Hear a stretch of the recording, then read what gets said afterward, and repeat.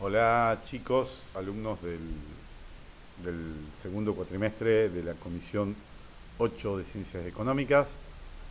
Bueno, tal como habíamos adelantado un poquito a través del grupito de WhatsApp, eh, vamos a armar la clase correspondiente a este día martes 18 de agosto de 2020.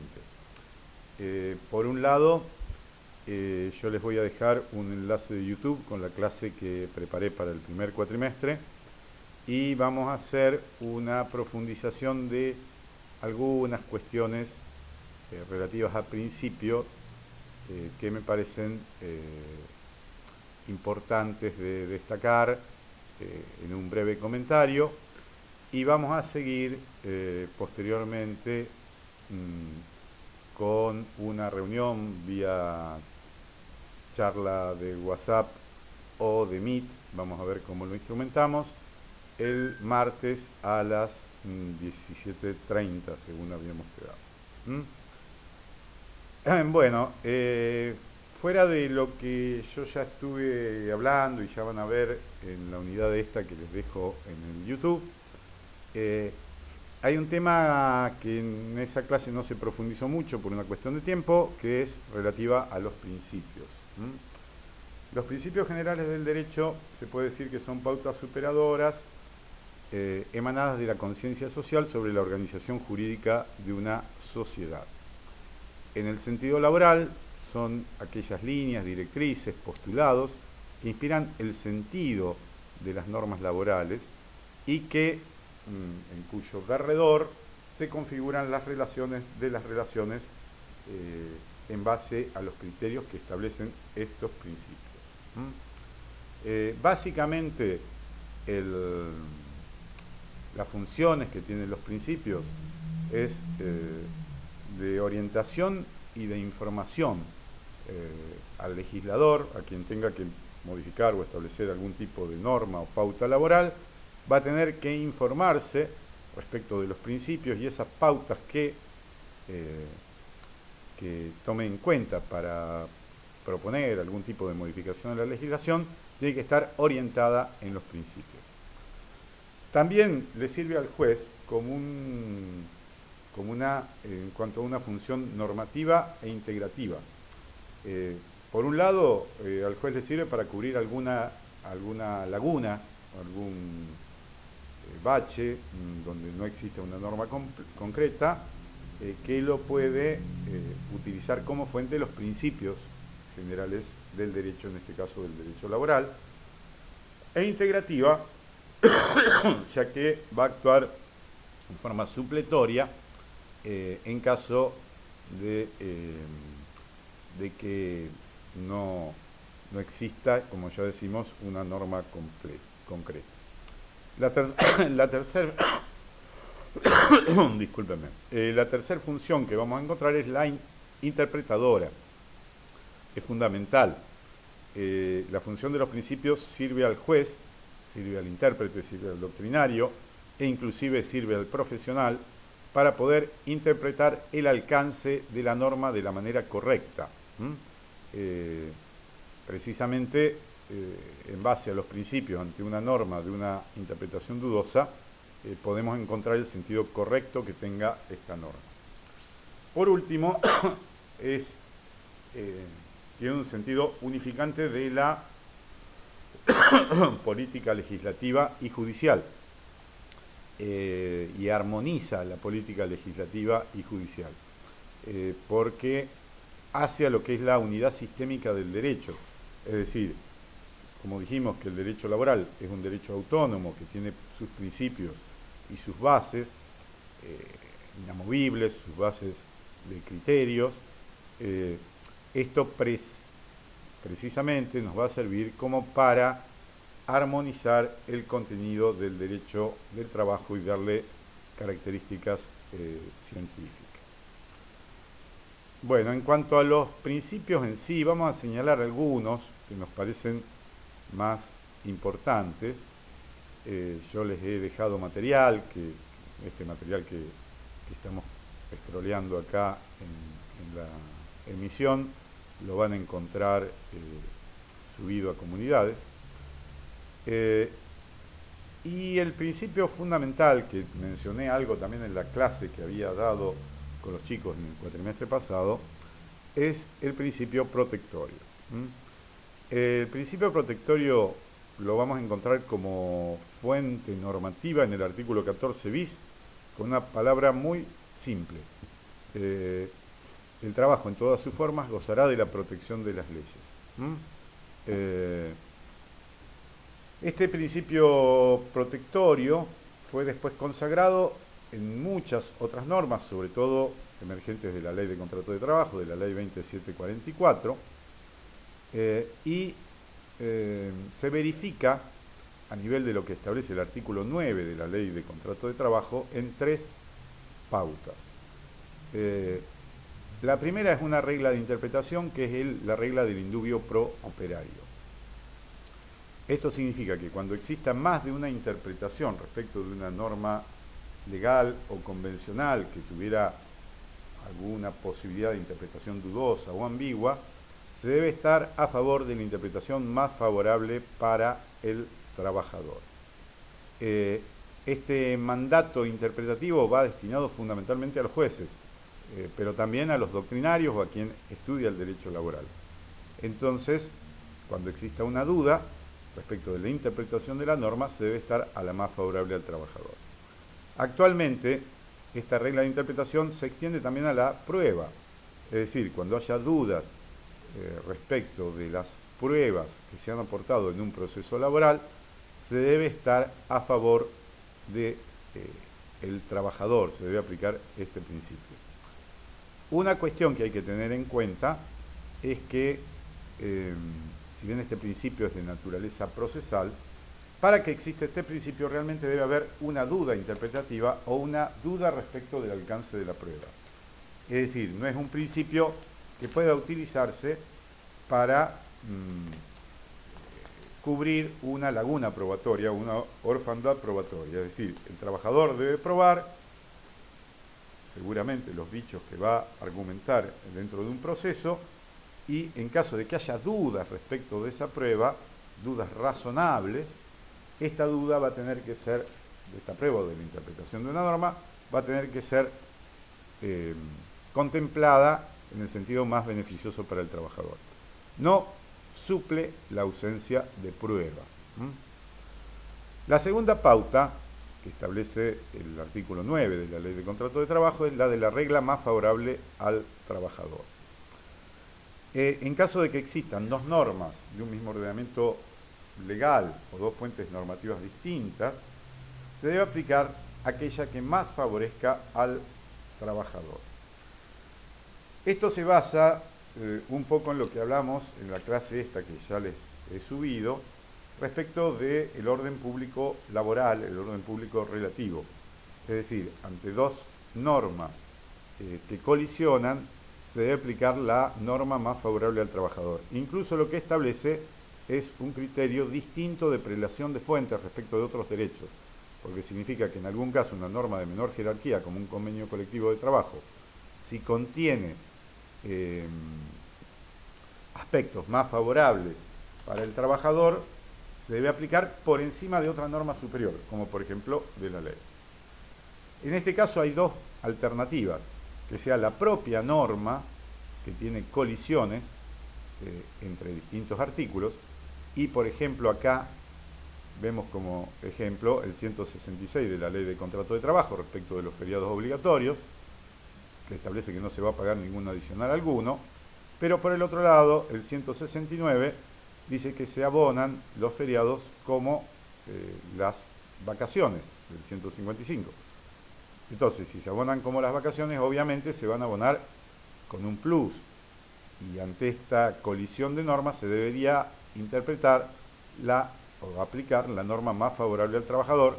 Esto significa el artículo 169, y los feriados se pagan con plus. La otra alternativa que podemos encontrar es que haya dos ordenamientos jurídicos distintos, una ley y un convenio colectivo, una ley y un estatuto, y uno establezca normas más favorables que el otro.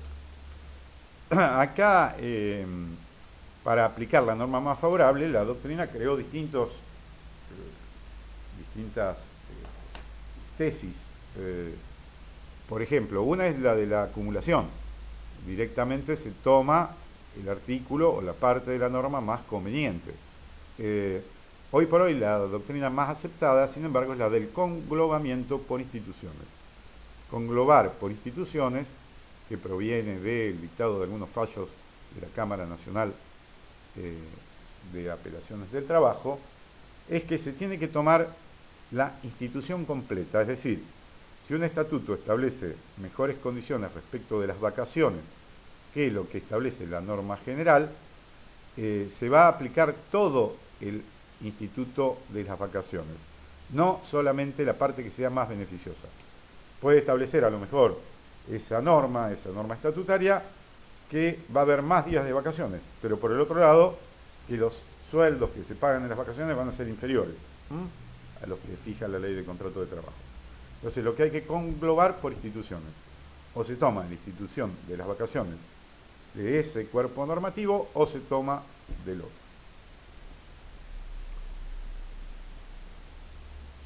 Bueno, la tercera pauta de este principio protectorio es la de la condición más beneficiosa.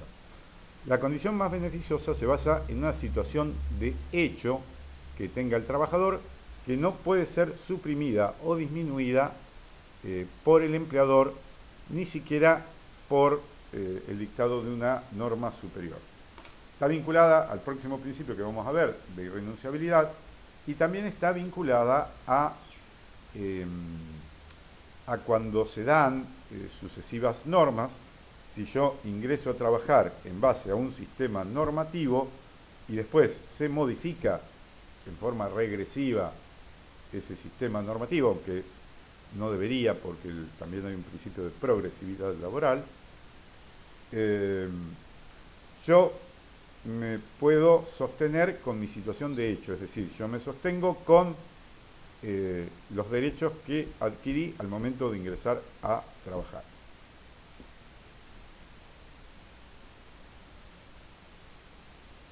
Si yo tengo un contrato de trabajo en determinadas condiciones que me fija el empleador, tampoco eso se puede modificar en perjuicio del empleado. Bueno, el segundo principio es el de la irrenunciabilidad. El principio de la irrenunciabilidad lo vamos a encontrar en el artículo 12 de la Ley de Contrato de Trabajo y es uno de los pilares de la construcción autónoma de nuestro derecho.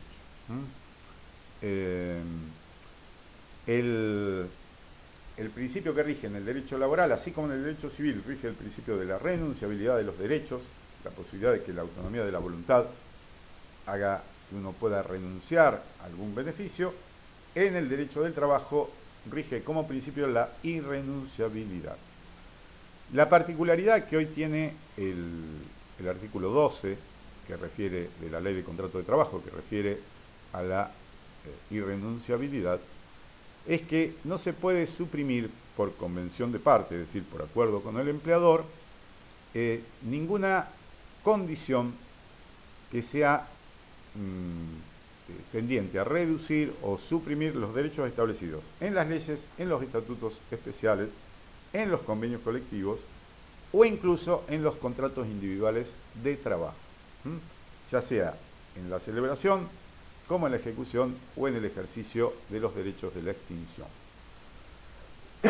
Esto significa, por un lado, basándonos en lo que establece el orden público laboral, obviamente no puedo suprimir por acuerdo de partes un derecho que está establecido en la ley. Tampoco en un estatuto, que es una norma especial para determinadas actividades, ni en un convenio colectivo de trabajo, que también es una fuente normativa. Lo que se agrega a partir del año 2009 por la ley 26.574 es la posibilidad de que tampoco se puedan renunciar a los derechos ya adquiridos por contratos individuales de trabajo. Esto significa que si a mí en un contrato individual de trabajo me concedieron determinados derechos, supongamos un sueldo superior al sueldo establecido por el salario mínimo vital y móvil y al sueldo establecido por el convenio colectivo de trabajo para mi actividad, quizá supongamos que me pagaban el doble del salario básico de convenio, no puedo a través de un nuevo contrato, o no puede el empleador a través de un nuevo contrato, ni me admite a mí como trabajador que lo pacte, hacer una renovación contractual donde se pague más que el salario convencional, pero menos que lo que estaba ganando antes.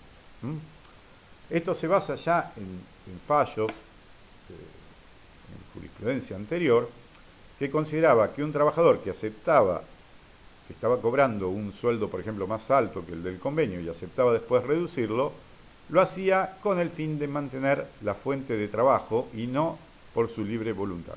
Por eso que hoy por hoy todas estas cláusulas de reducción son nulas, teniendo en cuenta que no implica que se va a nulificar el contrato, porque hay otros principios que vamos a ver un poquito más adelante, que es el de continuidad, sino que lo que va a ser nulo es la cláusula y se va a tener que estar a la mejor condición que tenía el trabajador establecida por la ley, por el estatuto, convenio o contrato individual.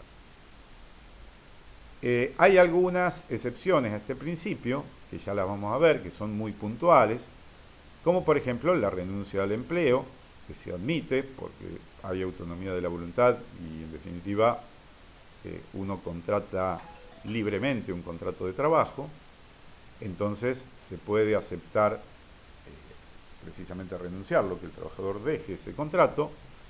Otra es la conciliación, que está en el artículo 15 de la Ley de Contrato de Trabajo, que es un acuerdo que se hace en sede judicial o administrativa para conciliar un derecho que sea litigioso o dudoso. Ante derechos litigiosos o dudosos, el trabajador puede renunciar a esos derechos. Obviamente, justamente lo trascendente de esto es que tienen que ser derechos litigiosos y dudosos. No pueden ser derechos ya establecidos por la norma, claramente. Por ejemplo, si yo trabajo en negro y estoy reclamando porque yo dije que había trabajo en negro y el empleador dice que no hay trabajo en negro, esa cuestión sería litigioso dudosa, porque va a estar sujeta a prueba, con lo cual se puede llegar a aceptar una conciliación. Para que esta conciliación sea válida, siempre debe haber una homologación, es decir, que el juez o la autoridad administrativa le den aprobación a esa conciliación y digan que se trata de una justa composición de derechos. La tercera excepción es la prescripción. La prescripción es cuando, la prescripción liberatoria en este caso, se da cuando una persona no ejerce el derecho a, no ejerce su derecho, o el derecho a percibir, en este caso, por ejemplo, una suma de dinero, en el transcurso del tiempo. Hay un momento que, si no lo hace dentro de un lapso de tiempo, el derecho prescribe. Es decir, se sanciona la inacción del acreedor para perseguir su acreencia. ¿Por qué? Por un criterio de seguridad jurídica. Si no, hoy podríamos estar reclamando deudas que surgieron de 1810 o algo por el estilo. Hay un criterio de seguridad jurídica y hay un plazo en el cual las acciones prescriben. El plazo de prescripción de los créditos laborales es de 2 años, artículo 256 de la Ley de Contrato de Trabajo, y la prescripción no implica la pérdida de derecho, sino que implica la imposibilidad de ejecutar ese derecho.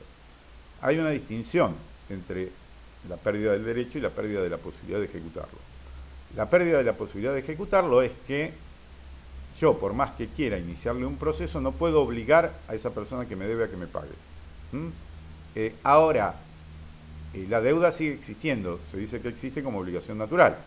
Esto significa que si voluntariamente el deudor viene y me paga, no tiene después derecho el deudor a decir, no, devolveme lo que te pagué porque estaba prescrito. ¿Se entiende? E incluso es un derecho del deudor. La caducidad, por el contrario, es un plazo donde se da la pérdida directamente del derecho. Hay algunos artículos particulares en la ley de contrato de trabajo, por ejemplo, en el caso de las sanciones disciplinaria. Si yo le impongo a un trabajador una sanción disciplinaria, por el artículo 67 de la Ley de Contrato de Trabajo, el trabajador tiene un plazo de 30 días para impugnarla. Si transcurre ese plazo de 30 días y no la impugna, no puede después reclamar como que esa sanción devino injustificada. Bueno, el cuarto principio que vamos a ver es el principio de continuidad. El principio de continuidad se basa en que el contrato de trabajo es un contrato de tracto sucesivo, es decir, se desarrolla a lo largo del tiempo y las prestaciones no se agotan con una sola vez. Y que el principio general de los contratos de trabajo es el de tiempo indeterminado y la excepción es que por determinadas causales y siempre bajo la forma escrita pueda ser celebrado a término. Como este principio de continuidad lo que hace es tender siempre a la preservación del contrato de trabajo ante situaciones dudosas. El artículo 10 de la Ley de Contrato de Trabajo dice que en caso de duda en situaciones que deban resolverse a favor de la continuidad o subsistencia del contrato, se debe aplicar este criterio. Ante la duda tenemos que estar a favor de la subsistencia del contrato de trabajo en lo que hace a la interpretación. Bueno, otro principio es el de la primacía de la realidad. El derecho del trabajo esencialmente es un derecho social, es un derecho que se basa en la realidad. Si bien el principio de la primacía de la realidad existe en otros derechos, se acentúa en el derecho laboral. El contrato de trabajo es un contrato realidad. Entonces, lo que establece la Ley de Contrato de Trabajo, que muchas veces frente a formas que se pueden hasta plasmar por escrito, pero que no reflejen la realidad de la situación, se debe estar a la realidad. Hay una pauta básica que dice que cualquier forma que sea simulada o fraudulenta va a ser considerada nula. Obviamente va a ser considerada nula en esa cláusula, no en la existencia, por ejemplo, de un vínculo laboral, en el caso que se utilicen formas jurídicas no laborales para encubrir una relación de trabajo.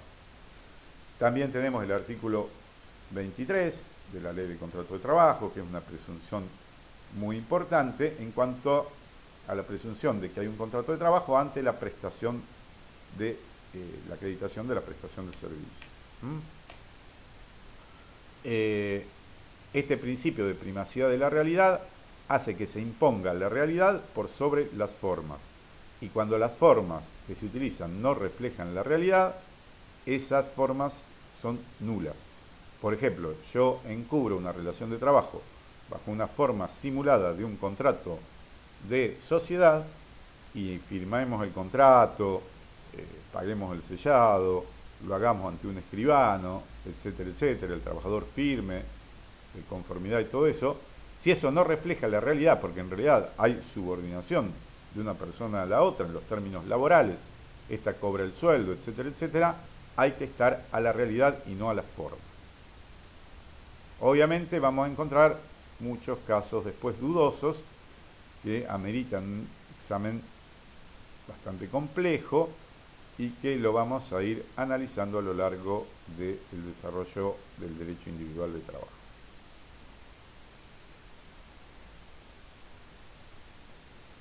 Bien, por último, dentro de los principios, más allá de que algunos autores van a mencionar otros, pero yo les menciono estos por considerar que son los más específicos de nuestra materia. Hay otros principios comunes, como la buena fe, etcétera, etcétera, la equidad, pero son principios comunes del derecho. Yo en esta clase, y rápidamente les voy a hacer hincapié en principios que yo entiendo que son más específicos. Igual los otros los pueden encontrar en Grisolía, en cualquier material de los que le hemos dejado. El último principio es el de gratuidad. El principio de gratuidad está en el artículo 20 de la Ley de Contrato de Trabajo y dice o establece que en todo lo que sea actuación en reclamos laborales va a haber gratuidad en las tasas de justicia, foros, sellados, tasas municipales, entregas de partidas de nacimiento y comunicaciones epistolares, es decir, hasta las notificaciones son gratuitas. Este principio de gratuidad también encuentra forma en el Código Procesal Laboral, por ejemplo, de la provincia de Santa Fe, y lo que es más trascendente, también encuentra normativa expresa en la Constitución de la provincia de Santa Fe, en el artículo 20 que refiere al derecho del trabajo. Obviamente este principio de gratuidad es para lo que sean tasas, servicios, notificaciones, pago de partidas, diligenciamiento de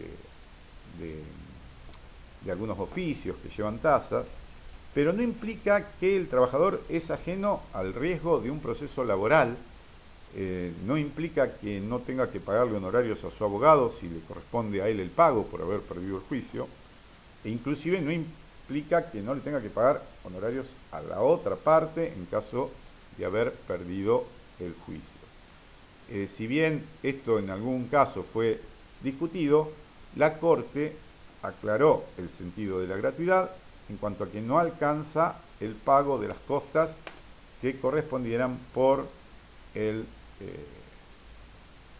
mal resultado, por haber sido condenado en un proceso. Bueno, este es un pantallazo de los principios. Yo ya en la otra clase les dejé material. Además del material, les recomiendo como manual de consulta general y que no es tan largo, y aparte lo tenemos digitalizado, el manual de Grisolía.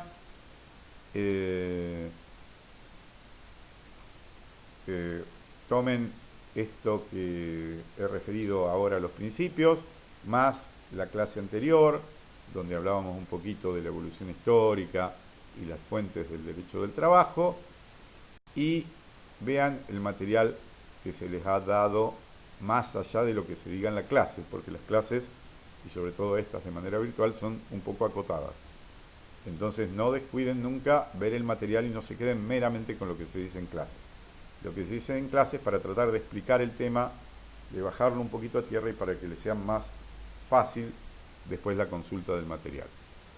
Quedamos en vernos este día martes a las 5:30 a través del canal de chat de